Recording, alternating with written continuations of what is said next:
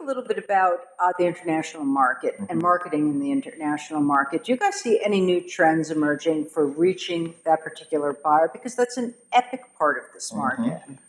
In New York, it's an epic part of our market. New York to Did you say international? international. Have you heard our accent? Yeah. I didn't know I had an accent. You have an accent? You do? Do you have one? Yeah. Funny, I that, didn't isn't think it? those were real. Yeah, I know. Yeah. We've started marketing on an Asian MLS called Kanaju, where we can upload our properties and they get converted into Mandarin. The agency partnered with Savills, who have 530 offices worldwide. So immediately when we get a listing, it gets translated into all different languages around the world on all of their portals.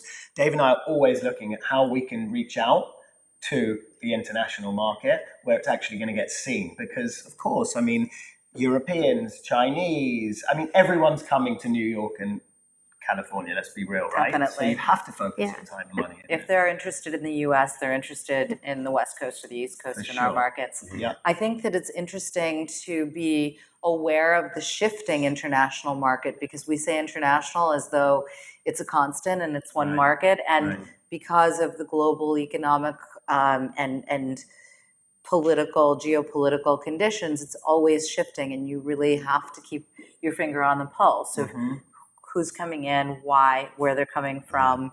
You know, we had a surge of Turkish buyers, for example, That's so random, isn't recently. it? Yeah, and maybe that's on the East Coast, and the West Coast, I think, has a different concentration. We have a lot of Asian buyers. You have Israeli We buyers. have a lot of Asian buyers. We have we have Israeli, Australian, Italian. I mean, we're seeing a lot Huge Italian of that. That's yeah. interesting. Yeah. You're getting Italian as well. Yeah, but Turkish makes sense. I guess think it does. Yeah, I used to live there. Money's getting harder. It's getting harder to bring in, and it's an extremely But I think it's uncomfortable important. environment. Yeah, and I think it's important for the company to have a relation. We have a relationship with JLL now. Yeah. So we do everything. We know, Jay. Yeah. So everything that you do have to qualify the buyers. I mean, today, you know, you hear Chinese, you automatically think, or any international buyer, they're going to just close. I mean, the reality is the money's getting harder to get in. You've got to qualify and cross-check these clients and make sure they're real before you start. And even if they're real, can they get their money in? How long is it going to take? And is it something that can really be transacted on a basis that's not going to lose you the deal? But it's definitely, I mean, we have a lot of domestic clients, but international is a huge driving force, certainly in Los Angeles and as you were saying, in New York.